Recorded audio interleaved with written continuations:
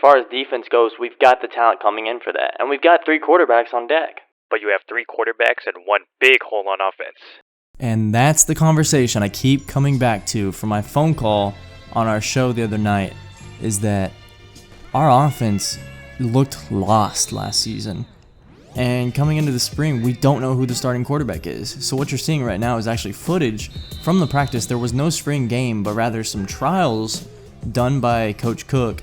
And you're going to see Atari on this first drive throws a pick already.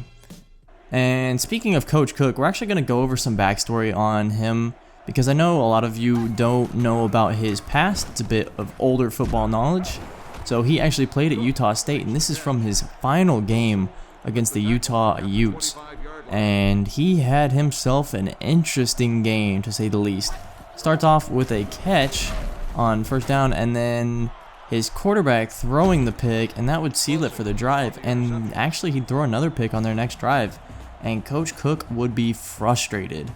As he's frustrated right now, let's actually get back into the spring scrimmage here, and Tyler Hunt's now out there. He had a really disappointing freshman season. We'll see if he can kind of bounce back in his sophomore season. Good throw here to Jaron Swan. And on second down, it looks like Hunt's going to back up and find Lee House, the freshman. Ooh, nice little move there by Lee House, and that's a first down. Tyler Hunt, they only get 4 plays on each drive, and he's going to find Lance Roach on play number 3, gets to about the 50-yard line. And on his 4th and final play, Tyler Hunt's going to drop back, air this one out, and it gets picked off. Not good. So back to Coach Cook's final game at Utah State. They'd actually go ahead and sub him in at quarterback, and it wouldn't start off well either. They realized their quarterback was throwing picks. Utah had too good of a defense, and so they wanted to run a bit of a spread look and run a lot of options. So they put Coach Cook under center, actually. Bet you didn't know he played quarterback. And pretty much as you would expect, he just ran it all game long. Here we are on 2nd and 12. The ball is on the 40-yard line. It's a read option. And sometimes when you have a man like him with the speed he has, he pulls the ball and he's gone. That was a touchdown, and they'd actually go ahead and go up above Utah on the score, but not for long, because Utah would come storming back. You see, he just fakes the handoff right there, reads the defensive end, and he's gone.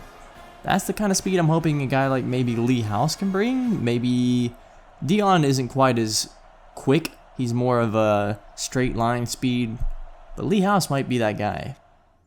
Back to the offense, and it's Darius McIntyre in now. Read option. Here's another speedy guy, but actually really good play by the defensive end there. And Darius McIntyre, the lefty, actually. Freshman quarterback, he's going to throw this one across his body and doesn't quite get it to anybody. 3rd down already.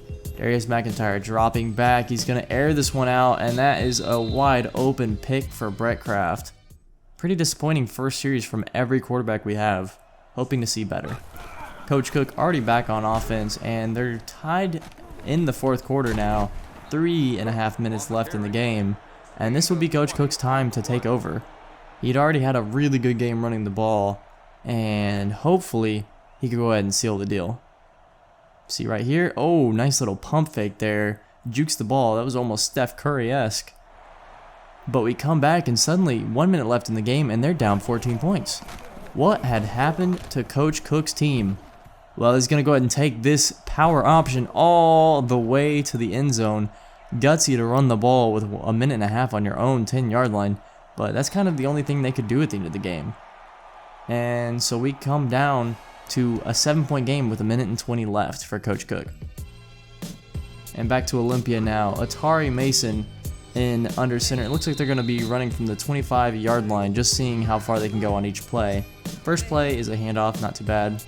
Second play, a dangerous pass, but Lance Roach catches that one on the 5-yard line. Third play now, Atari is trying to make some calls at the line, show he's a leader and really just mainly needs to be consistent this season. And good defense there from John Schweiss, the redshirt freshman linebacker. 4th and 10, or 4th and 25, and Atari goes down as we go back to Coach Cook's final game in college. Down 7 points. They only have 30 seconds remaining, and they'd have to take a timeout after a really bad run. Down to 20 seconds now, 3rd and 16 on their own 14-yard line. Coach Cook, he's going to drop back. He'd take off with this one. Plenty of defenders in front of him. Makes a man miss, and then he turns on the turbojets. Coach Cook going all the way into the end zone, trying to waste time as he goes. This is how he would end his college career, tying the game up at quarterback of all roles. He was a wide receiver. And wow, we're down to a 1-point game, extra point pending from this being a tie game. You can just see he rolls out. He knew he was going to run with this ball. Couldn't really throw it all that well. And watch right here. Guy goes for a tackle. He just hurdles it like it's nothing. That was the kind of guy Coach Cook was back in college. And they're going for it. Looks like they're going for the win. Coach Cook, looks like he makes an adjustment. He has to call a whole different formation, actually. Didn't like what he saw. Dropping back. And he's going to roll out with this one. And he's going to go in uncontested. And that would go ahead and be the ball game. Utah could not respond on the squib kick. And Utah State would win their final game in the Poinsettia Bowl against Utah. It was a great game all the way through. But this play right here is what sealed it for Utah State. Watch the hurdle again. Jumps over the defender. That's called keeping your knees high. And that's how Coach Cook would win his final game at Utah State. So back to the offense now. And let's see who's in. Tyler Hunt looks like he's still getting some reps. Nobody has really won themselves a spot on the offense yet. And on first down, a beautiful throw to Ezekiel Roberts, who just doesn't come down with it. Second down. And Tyler's going to not be able to get the ball out there. Goes down with an incompletion. Third down and missed. Lee House, bad throw. Not a great look from him yet. Fourth down now, and Tyler Hunt's going to drop back and throw this one, and Bradley Garrett actually comes across and picks that off. So now McIntyre's in. Darius McIntyre, the freshman. First down, it's an option play, and he reads incorrectly, pitches that one in front of him, and that's a stop behind the line. Second down, and it's a handoff on the counter read option. Nothing going there. Third down, it's a handoff to Lee House. May not be Darius McIntyre making the calls. Looks like they'd run a lot if he was in at quarterback. And now we're at fourth down. Nothing really gained from him this drive. And Darius throws it, and that gets picked off by Handy, the new freshman cornerback. So it looks like in comes Tyler Hunt, and they're just going to work on him the rest of the practice. I'm hearing Atari and Darius have both taken off their pads already. And it's just Tyler Hunt in there. Not sure what that means exactly for this Olympia team. But he's getting the majority of the reps in practice now. And some pretty good throws being made. Honestly, I could see him potentially coming out the gates as the week 1 starter. Despite, I think, the ceiling from Atari and Darius, the floor is just so much better with Tyler Hunt. He just seems much more composed in the pocket. Speaking of which, this team looks good on defense. John Schweiss really stood out to me in the spring games. Again, we weren't able to record the spring game itself. That's why you're only seeing some scrimmages and some formations and plays being run right now. But the spring game was dominated by redshirt freshman John Schweiss. He is fast. I can't wait to see him get some work on defense. So what does that mean going forward for this Olympia team in year 3? Well, I can tell you I've gotten a leaked schedule. I'm not going to go ahead and share it yet. I have signed an NDA, which means I cannot tell you exactly just yet until the preseason preview what our spring or what our fall season is going to look like.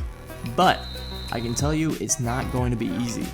Maybe not quite as brutal as last season's first 3 games were. 3 straight true road games, all of them against ranked teams. That was insane. This year, you're going to see, as you can see, Lee House take a nice pass there and take it into the end zone. He is fast. Really, really stood out to me. This year, we're taking on teams from somewhat far away, actually. We're not super regional this year. You're going to see us take on a team in the north. You're going to see us take on a team in the south. And then, of course, you might see us take on some Western teams. That would make sense, especially once we hit Mountain West Conference play. I almost said Pac-12. We're not there yet. Yeah, about that. So our first 4 weeks are all out of conference games, and then we have a bye week. And then we play straight Mountain West Conference until the end of the season. There is no stop for us. I'm a little worried about that. I'm a little worried about the fatigue. You saw it last year. This team started out so hot, and coming into conference play, had no energy left. I mean, I do think there was a lot of inconsistency due to maybe age and inexperience, but largely, there was just no gas left in the tank for this team. And I'm a little worried about that again, as you see Lee House yet again just showing off in practice. So we'll see. Please stay tuned for the preseason preview, and let me know if you want to see more of Coach Cook's highlights. I have them all saved somewhere on my hard drive. I used to go to a lot of his games. I was a lot younger back then, but maybe we could see Coach Cook's road to glory. Thanks for watching, y'all, and have a great rest of your day.